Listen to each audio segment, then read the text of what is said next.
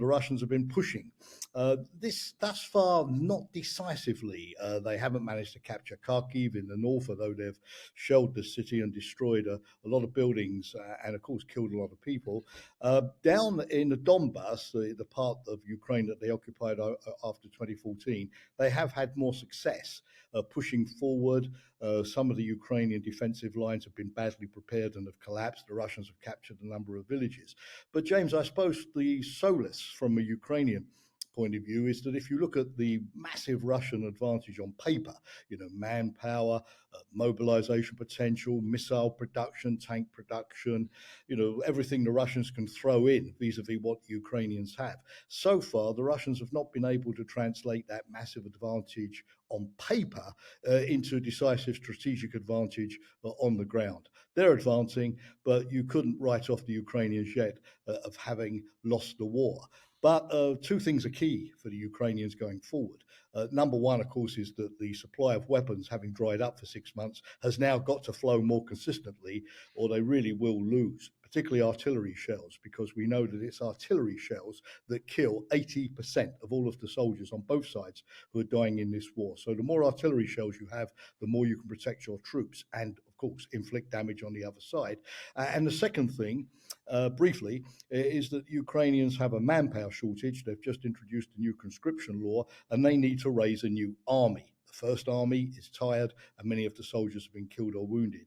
And that, of course, is going to be a challenge because the second generation is less keen on fighting and needs a lot more training than the first generation.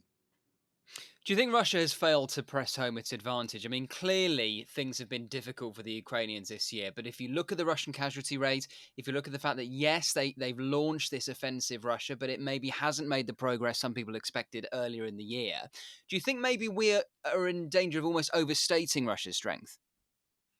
Well, it is considerable, but of course, Russia has its weaknesses.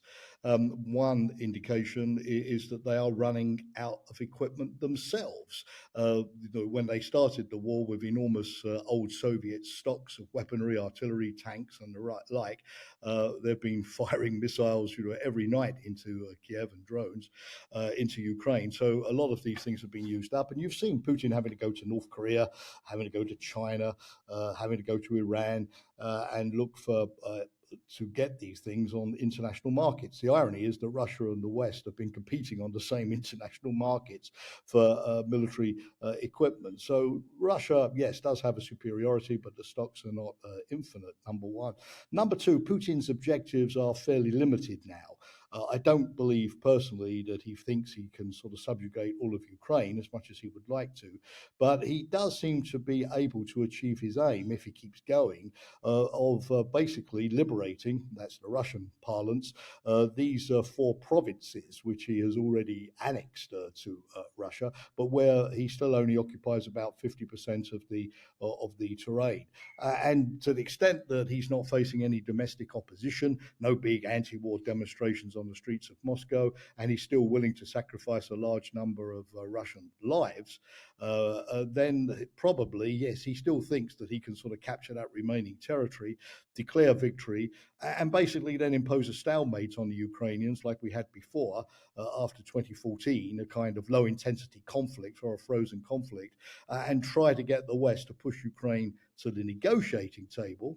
I think he's looking for a Trump presidency, hopefully in that regard, and get Ukraine to cede this territory. And that would be the end of this particular phase of the war, James, although I wouldn't hazard a guess that Putin wouldn't give it another go in 5 or 10 years' time once he's reconstituted his military forces. It was interesting, the outgoing Secretary General of NATO, Jens Stoltenberg, has said that Europe needs to be prepared for potentially a decade-long war in Ukraine. Do you agree with that? Well, yes, I do, because I don't see either side at the moment of being able to achieve their maximalist aim. Russia, of course, of being able to completely subjugate Ukraine, stop it joining NATO or the EU, get into Kiev, replace the government, depose Zelensky, and all of that. As I said, I think the Russians seem to be trying to more or less seize the remaining Russian-speaking territories in the Donbass, perhaps a city like Kharkiv Kharkiv and then probably freeze the conflict on their terms. The Russians are perfectly happy, by the way, to live with frozen conflicts to go on forever. Look at places like Moldova, for instance, or Georgia, and not, necessarily have any kind of lasting settlement. It means that, they continue to control the game, and all sides have to speak to them to make any kind of progress. The Russians are quite happy to live with problems. We in the West don't like this kind of thing, and we prefer things to be neat and tidy. On the other hand, yes, James, the Ukrainians also don't at the moment seem to be able to liberate all of their territory and go back to the situation before Crimea was annexed in March of 2014. So what we are likely to have at a certain stage is the conflict sort of winding down with a new sort of front lines, new trenches being built, new fortifications. And then Putin, who has, of course, suffered big losses in terms of men and equipment, as I mentioned, would need to rebuild his army. And we'll see within 5 or 6 years if he would try it again. But at least from a NATO point of view, preserving an independent Ukraine, a functioning Ukraine, a Ukraine still anchored to the West, and modernizing the Ukrainian army offers the prospect of having at least Ukraine on our side fighting Russia, not a Ukraine controlled by Russia. And therefore, in terms of taking some of the pressure off NATO's eastern member states, who obviously would fear a Russian attack if Ukraine is lost completely, that would improve NATO's strategic position quite significantly. And one of the big headlines that came out of the NATO summit the other week in Washington was that Ukraine is on an irreversible path to NATO membership. Irreversible is a very interesting choice of word because it can mean almost anything in terms of time frame. When do you think, Jamie, Ukraine will be a member of NATO?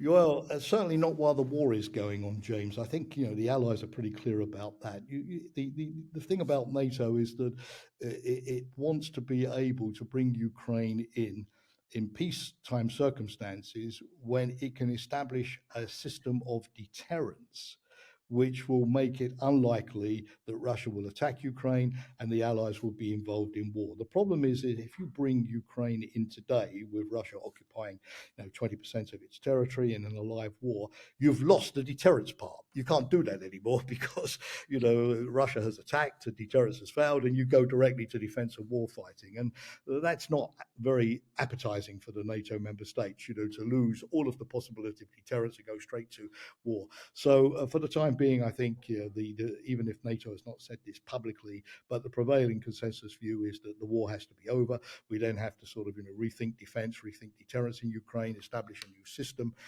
which makes it clear that the Article 5 collective defense guarantee can work. There is a proper military strategy to defend Ukraine. We have the resources to do it, and deterrence is going to work.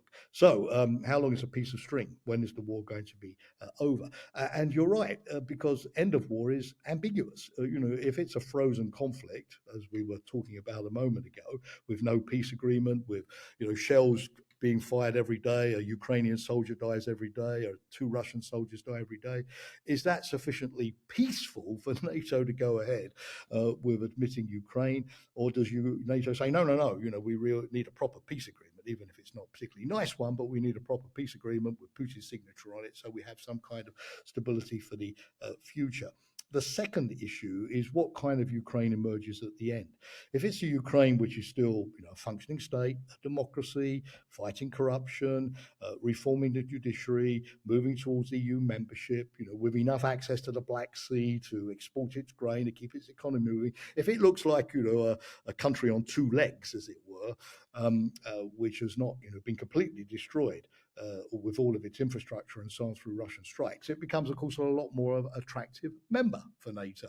If it emerges from the war almost as a destroyed, failed state, then, of course, it's more difficult. So NATO has an interest, of course, if it really wants to admit Ukraine, in having as much of a sort of Western democratic Ukraine as possible. But you're right, every time NATO has a summit, it has a dilemma. If it says, we're not yet ready to admit Ukraine, we don't agree yet, and Ukraine still has to meet conditions like fighting corruption, what can we offer more? We don't want to just repeat what we said last year. We've got to show the thing is moving forward. And at the Vilnius summit last year, NATO was able to sort of offer Ukraine a new NATO-Ukraine Council, or to say that it didn't have to go through the rigmarole of the membership action plan to be a member. That was done. Can't do those twice. So this year it had to come up with something, and I think irreversible path to membership was the signal that NATO wished to send. But one final word on this, what NATO does say is all of these new sort of things, like the centre in Wiesbaden, a new NATO training centre in Poland for the conscripts entering the Ukrainian army, all of these bilateral security guarantees, the new NATO commitment to spend 40 billion euros next year on Ukraine, is not just building the Ukrainian army of tomorrow, but is building also the new Western, totally non-Soviet, interoperable Ukrainian army of the future. So that in fact membership is going ahead. It's no longer just a kind of one marriage ceremony. It's sort of living together and being married de facto well before the ceremony, by integrating Ukraine willy-nilly, bit by bit, into all of the NATO structures. So it's a kind of de facto integration and membership, where the actual Article 5 guarantee, which is normally the beginning of the process, in fact comes at the very end. And that kind of line, I think, is to give the Ukrainians some kind of patience and encouragement for an official process that could still take a few years. Thank you for watching this episode of Frontline for Times Radio. For more on the war in Ukraine, subscribe to the Times Radio YouTube channel, listen to Times Radio on your digital radio, or you can read the Times online with your digital subscription or in print. Thank you and goodbye.